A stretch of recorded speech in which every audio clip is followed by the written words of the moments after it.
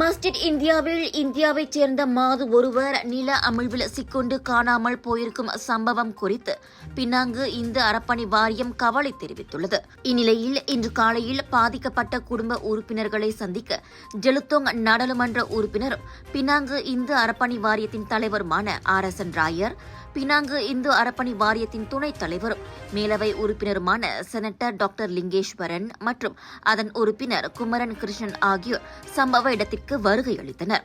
பாதிக்கப்பட்டவரின் நிலை குறித்து கவலையை வெளிப்படுத்திய RSN ராயர், விரைவில் தொடர்ந்து நடைபெறும் தேர்தல் நடவடிக்கையால் அந்த மாது கண்டுபிடிக்கப்படுவார் என்று நம்பிக்கை தெரிவித்தார்.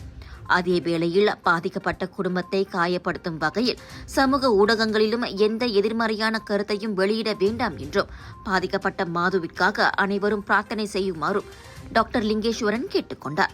இதனிடையே பாதிக்கப்பட்டவரின் குடும்பத்திற்கு நிதி உதவி தேவைப்பட்டால் உதவுவதற்கு பினாங்கு இந்து அறப்பணி வாரியம் தயாராக இருப்பதாகவும் அவர்கள் தெரிவித்தனர்.